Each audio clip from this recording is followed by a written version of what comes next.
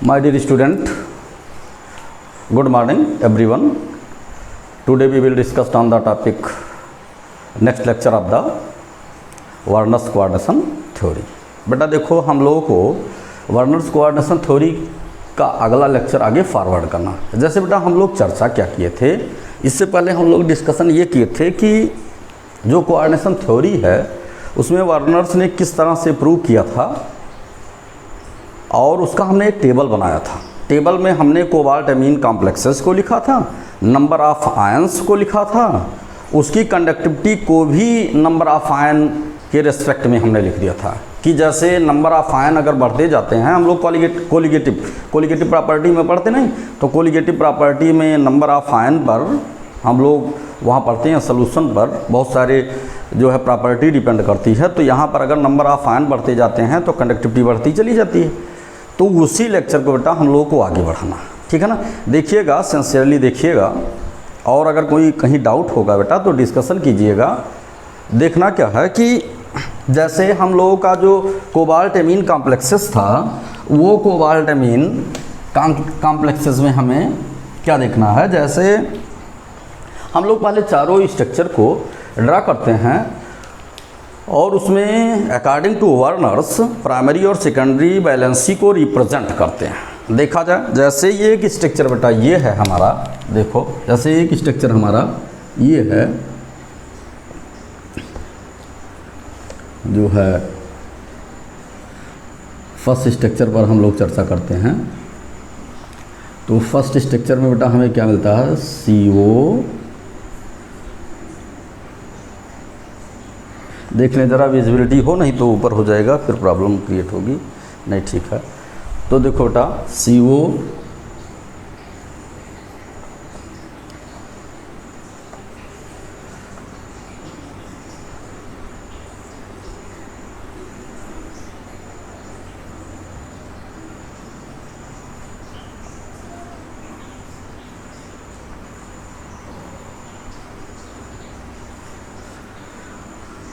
ये देखते हैं यहाँ पर, ये हमारी जो है सेकेंडरी वैलेंसी है। हम लोग बेटा NH3 NH3 NH3 NH3 NH3 NH3 NH3 ये देखते हैं, ये हमारी सेकेंडरी वैलेंसी है। हम लोग प्राइमरी वैलेंसी को बेटा रिप्रेजेंट करते हैं। प्राइमरी वैलेंसी हमारी क्या है, हमें उसको देखना है। प्राइमरी वैलेंसी बेटा हमारा ये है, Cl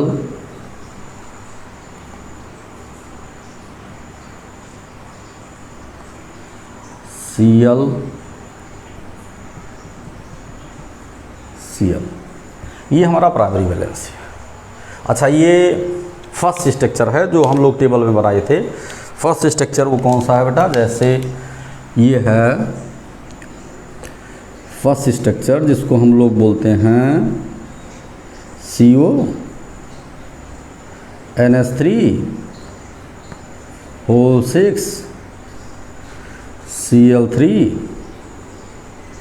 आफ्टर आयोनाइजेशन क्या होता है, CO NH3 whole 6 3 positive plus 3 Cl minus. ये देखते हैं। सेकंड हम क्या देखते हैं, सेकंड में हम लोग देखते हैं बेटा जैसे CO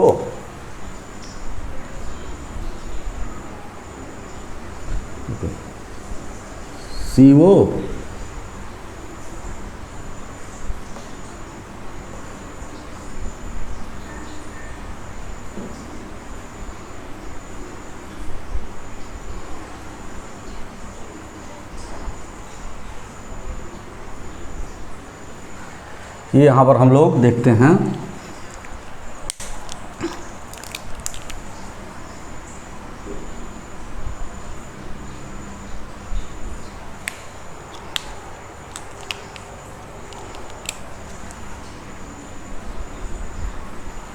Cl, फिर हमारा होता है NH3,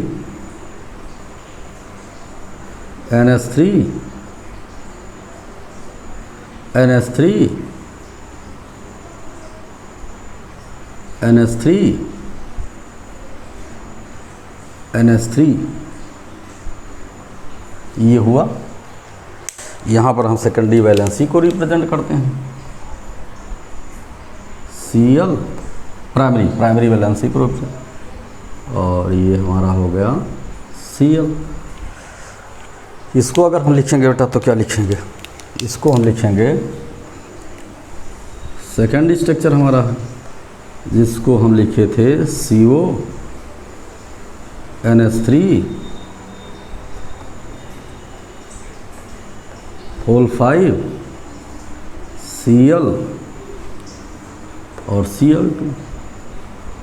ये हमारा आफ्टर आयोनाइजेशन क्या मिला, CO NH3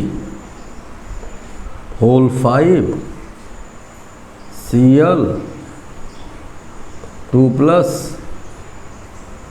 2Cl माइनस, ये हो गया। ये हमारा सेकंड स्ट्रक्चर हो गया बेटा। अब देखो हम लोग नेक्स्ट स्ट्रक्चर को देखते हैं। ये हो गया हमारा CO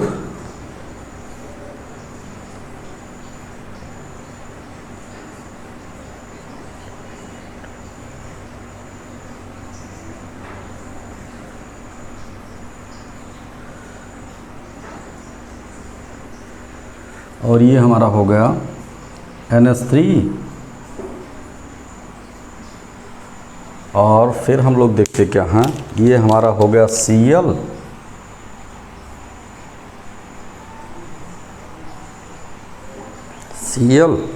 ये हमारा हो गया यहाँ पर भी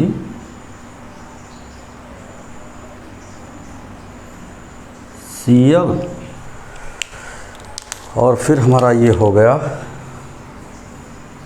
NH3,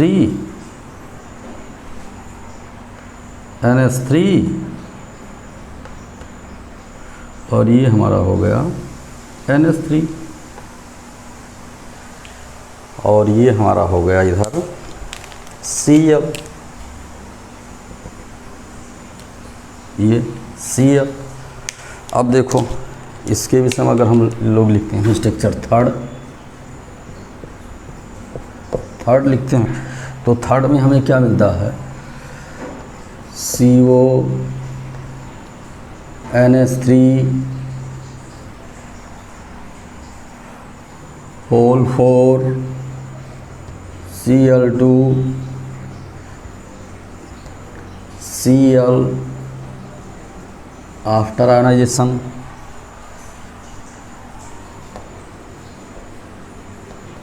CO NH3 whole 4 Cl2 plus plus Cl minus, ये हो गया। आगे हम लोग क्या देखते हैं नेक्स्ट स्ट्रक्चर को, ये हो गया आपका CO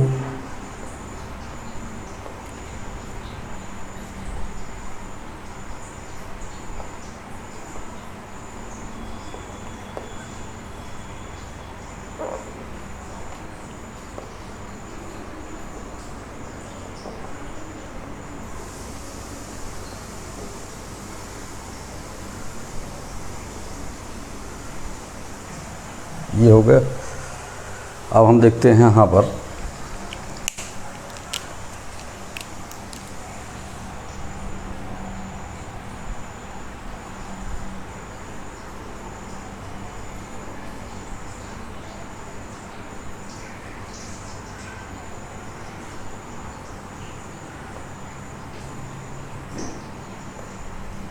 ये हुआ बेटा।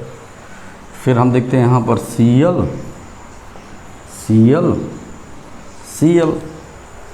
और यहाँ पर हमारा हो गया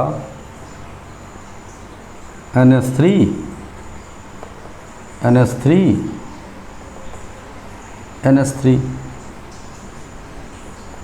ये हो गया। और अगर इसका हम फोर्थ स्ट्रक्चर देख रहे हैं आई, ये हो गया आपका CO NH3 whole thrice Cl3, और हमारा आगे बढ़ाइए जिसको बोलते हैं नॉन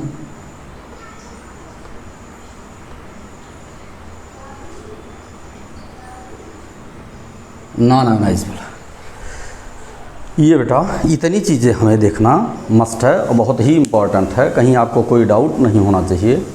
अब हमें ये देखना है कि बेटा हम ये देखते हैं कि इसमें प्राइमरी और सेकेंडरी वैलेंसीज़ को भी हम रिप्रेजेंट करते हैं। देखो यहाँ पर है क्या, जैसे जो ये वैलेंसी है हमारी, ये जो ये वैलेंसी है बेटा, ये वैलेंसी, ये इसको हम प्राइमरी वैलेंसी बोलते हैं।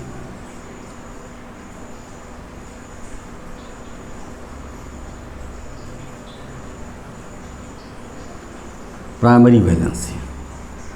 और बेटा ये जो है आपका जो सॉलिड लाइन है, जो ये आपकी सॉलिड लाइन है, ये आपकी है secondary valency.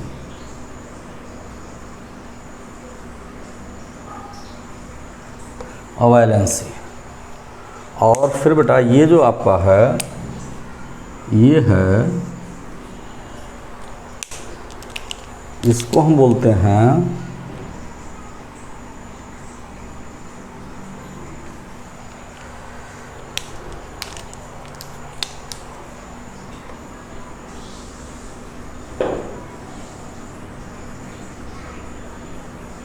Primary and secondary valency. इतनी चीज़ें हमें जानना मस्ट है। अब देख लो इसमें है क्या, तो देखिएगा इसमें, इसको हम बोलते हैं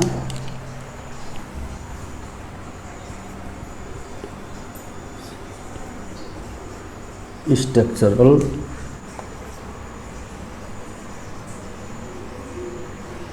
अब देखो हमें देखना क्या है, यहाँ पर बेटा क्या है कि जब ये cobalt amine complexes hexaamine cobalt third chloride का हम लोग स्ट्रक्चरल रिप्रेजेंटेशन किए, तो यहाँ पर ये जो तीनों प्राइमरी वैलेंसीज थी, these valencies are ionisable, these valencies are ionisable. ये तीनों वैलेंसीज क्या थी, आयोनाइजेबल थी।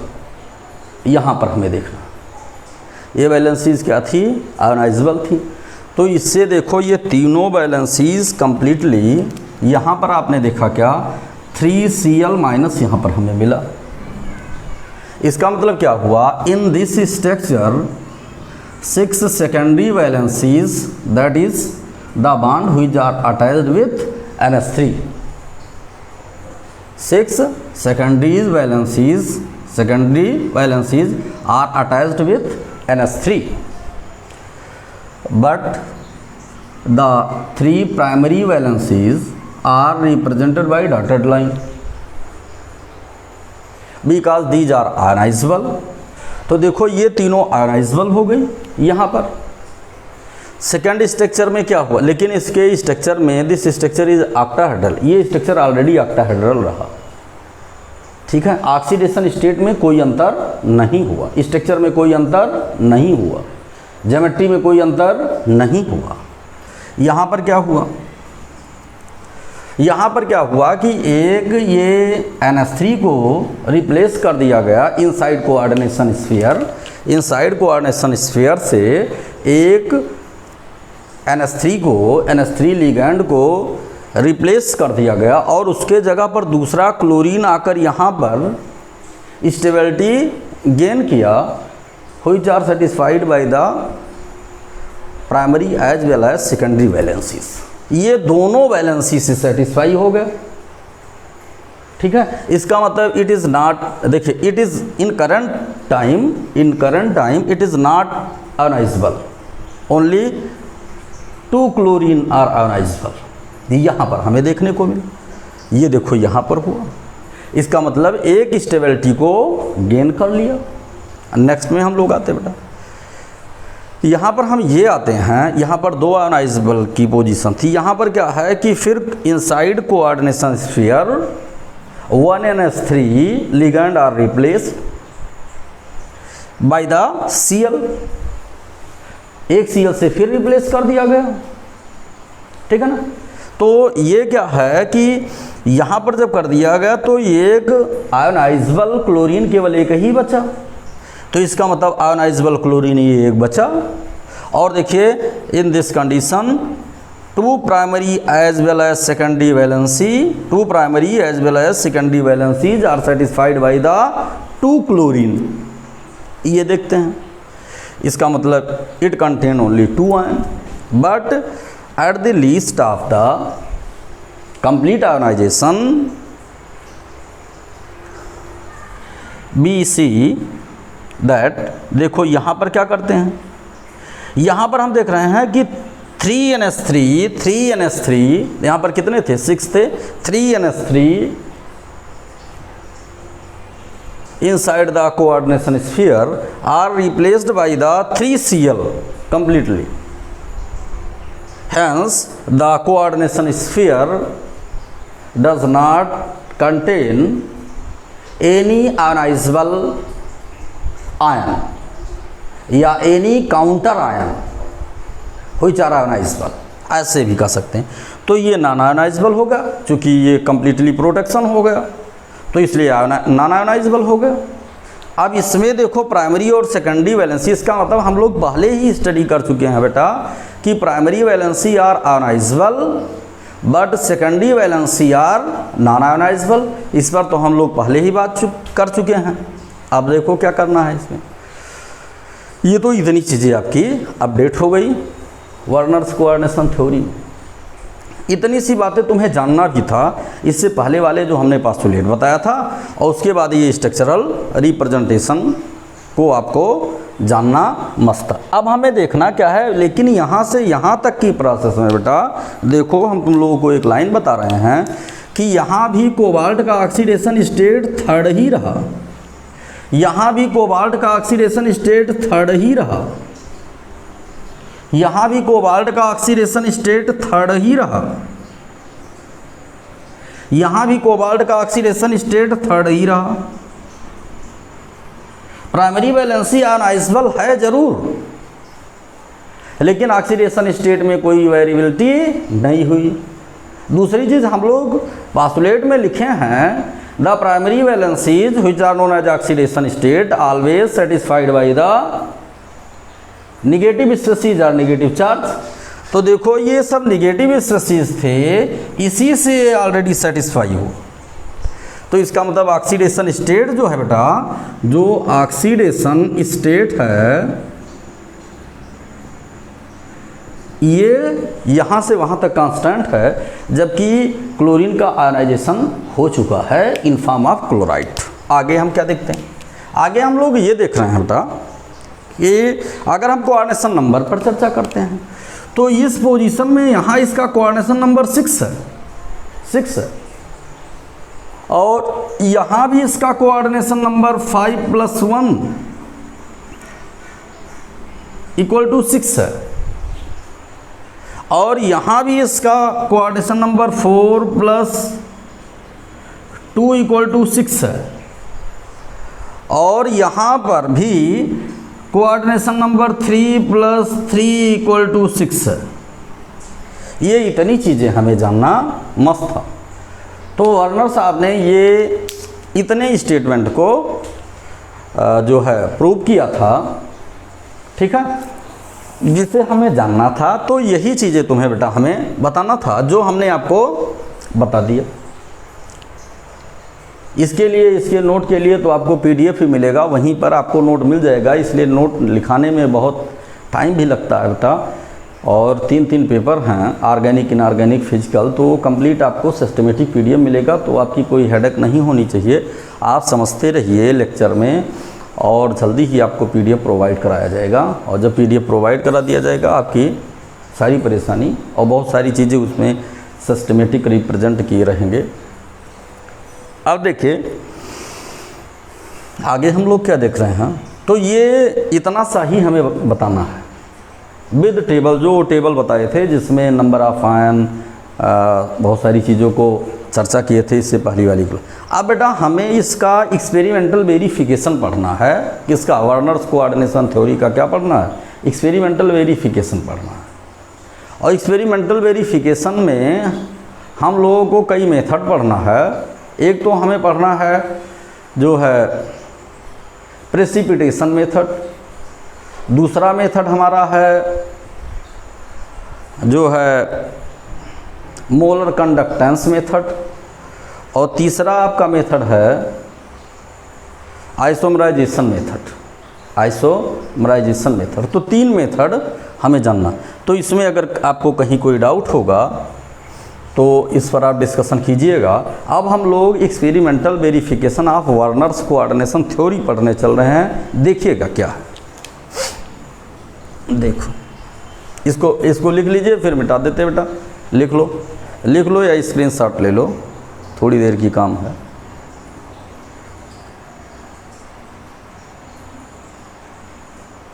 लिख लो।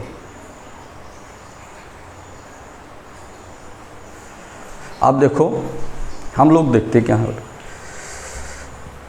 ये एक्सपेरिमेंटल वेरिफिकेशन से पहले तुम्हें कुछ बातें हम बता देते हैं, क्योंकि प्रेसिपिटेशन मेथड उसी पर डिपेंड करेगा, फर्दर कोई डिस्कशन के लिए पॉइंट ना बचे। ये बेटा पूरा जो आयन है, ये पूरा आयन, ये ओवरऑल जो आयन है, ये एक आयन माना जाता है, एक कॉम्प्लेक्स आयन है, और ये 3 आयन माना जाता है। तो यहाँ पर 4 आयन टोटल, ये यूपीएससी में भी कई बार आया है। यहाँ पर देखते क्या है, इसको भी ओवरऑल एक ही आयन मानते हैं, इसको ओवरऑल एक ही आयन मानते हैं। तो ये हो गया और 2 ये हो गया, तो ओवरऑल 3 आयन हो गए। इसको कितना मानते हैं, इसको जो है 1 मानते हैं, और इसको भी 1 मानते हैं। तो ये ओवरऑल कितना हो गया, 2 हो गया। और यहाँ पर कोई चार्ज ही नहीं है, चूँकि आयनाइजेशन नहीं हुआ। तो हमें ये देखना है कि यहाँ पर हमें टोटल 4 आयन मिल रहे हैं, यहाँ पर हमें टोटल 3 आयन मिल रहे हैं, यहाँ पर हमें टोटल 2 आयन मिल रहे हैं, और यहाँ पर टोटल हमें 0 आयन मिल रहे हैं। तो इसकी तो मोलर कंडक्टिविटी भी 0 होगी। हम इसलिए इसको बता रहे हैं कि चाहे वो प्रेसिपिटेशन मेथड हो और चाहे वो मोलर कंडक्टेंस मेथड हो, both methods are depends upon the number of the ion released by the complex compound in the aqueous medium। जब हम एक्वस मीडियम में इनको डालेंगे तो दोनों मेथड किस पर डिपेंड करेंगे, जो है वो डिपेंड करेंगे how many number of ion released by the complex compound. हमें ये जानना मस्ट होगा कि कितने नंबर ऑफ आयन रिलीज़ किए जा रहे हैं, इसलिए जानना बहुत ज़रूरी है। देखो यहाँ पर अगर 4 आयन हैं तो इसकी एक्चुअल में मोलर कंडक्टिविटी भी बहुत ज़्यादा होगी, जो हम लोग आगे चर्चा करेंगे। और 4 आयन है तो यहाँ पर प्रेसिपिटेशन भी, अगर AgNO3 सोल्यूशन में इसे डाला जाएगा तो इसका प्रेसिपिटेशन भी ज़्यादा मिलेगा। इसलिए आयन काउंट करना हमें जानना मस्ट है। यहाँ पर क्या है, 3 आयन है। अगर कंडक्टिविटी देखेंगे एक्वस मीडियम में या किसी पोलर मीडियम में, तो इसकी कंडक्टिविटी ज़्यादा होगी, लेकिन 4 आयन से इसकी कंडक्टिविटी कम होगी, ये जानना। और इसमें प्रेसिपिटेशन 4 मोल, अगर मान लीजिए इसमें 3, अब किसके रेस्पेक्ट में आप देख रहे हो, इसके रेस्पेक्ट में, यहाँ जितना प्रेसिपिटेशन मिलेगा नंबर ऑफ मोल, इससे कम नंबर ऑफ मोल प्रेसिपिटेशन मिलेगा इतना। आयन टोटल आयन अगर संख्या, टोटल आयनों की संख्या घटती गई तो अमाउंट ऑफ प्रेसिपिटेशन भी घटता गया, प्रेसिपिटेट की मात्रा घटती चली जाए। तो ये सबसे ज़्यादा प्रेसिपिटेट देगा, ये इससे कम प्रेसिपिटेट देगा, ये सबसे कम प्रेसिपिटेट देगा, ये कोई प्रेसिपिटेट नहीं देगा। और हम ये जानते हैं अगर नंबर ऑफ आयन ज़्यादा हैं तो कंडक्टिविटी, मोलर कंडक्टिविटी भी ज़्यादा होगी। तो नंबर ऑफ आयन यहाँ पर 4 हैं तो इसकी मोलर कंडक्टिविटी ज़्यादा होगी। यहाँ नंबर ऑफ आयन 3 हो गए, इसकी मोलर कंडक्टिविटी थोड़ी कम हो गई। यहाँ पर नंबर ऑफ आयन 2 हो गए, इसकी मोलर कंडक्टिविटी और कम हो गई। यहाँ पर नंबर ऑफ आयन नहीं है तो इसकी मोलर कंडक्टिविटी 0 है। तो यहाँ हमें कुछ जानने की कोई आवश्यकता नहीं है बेटा, ये चीज़ें हमें जानना बहुत मस्त था। तो इसलिए आप आयन नहीं भूलना कहीं भी।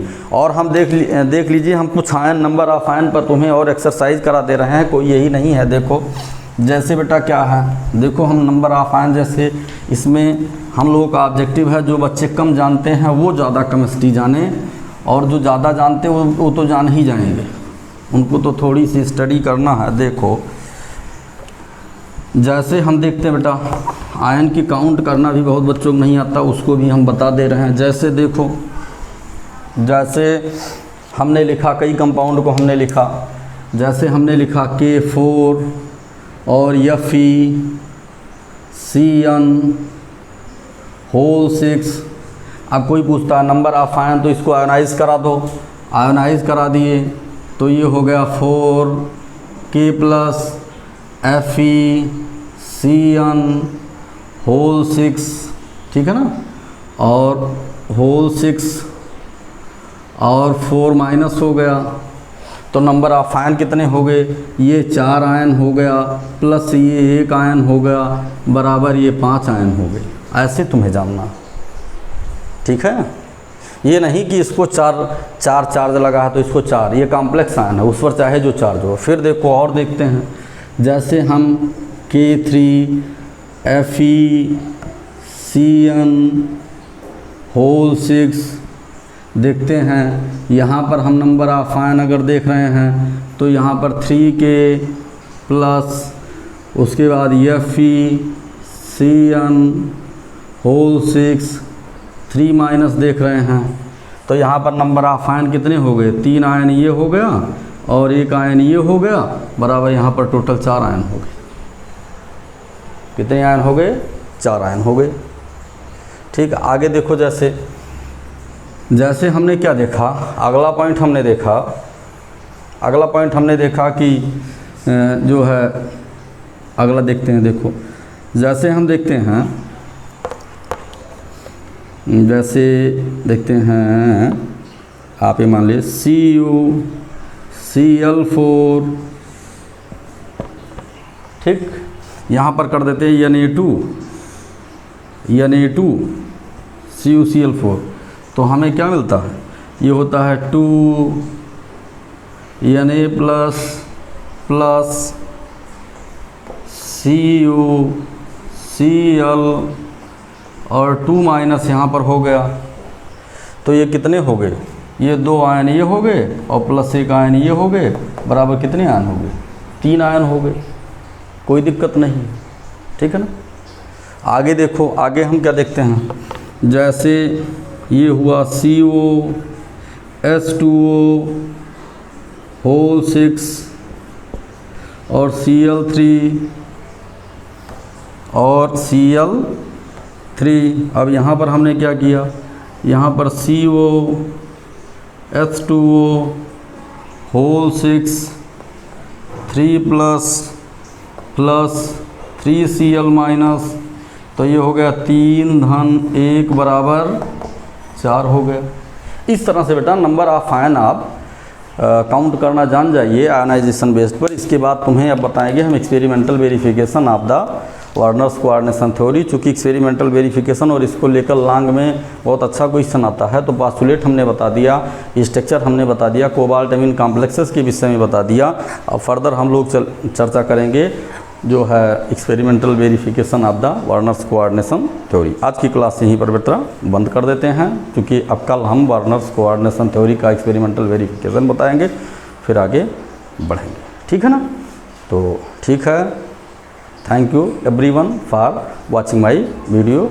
और बेटा ये देखना है कि तुम लोग रेगुलरली जो है सब्सक्राइब करते रहो, लाइक शेयर सब्सक्राइब करते रहो। इसमें तुम्हारा क्या जाता है, जिससे और भी बच्चों की मदद हो सके। फ्री चैनल है तो उसको सब लोग आनंदित हों और पूरा अकॉर्डिंग टू सिलेबस रहेगा। अवध यूनिवर्सिटी के साथ साथ और भी यूनिवर्सिटीज़ में ये सारी चीज़ें हैं, तो इतना तुम लोग सपोर्ट करो, कम से कम जो शिक्षक पढ़ा रहा है उसका भी हौसला बुलंद रखो। तुम लोग तो उसमें भी कटौती करते हो, लाइक शेयर सब्सक्राइब, चूँकि हमने देखा कि व्यूअर्स वगैरह बहुत ज़्यादा हैं और उसके बाद जो है सब्सक्राइबर की संख्या कम रहती है, तो इसमें सपोर्ट कीजिए। It is your work, it is not my work, ठीक है ना। ये आपका कार्य है, हमारा जो कार्य हम कर रहे हैं बेटा, और आपका जो कार्य है वो आप कीजिए, ठीक है। Thank you.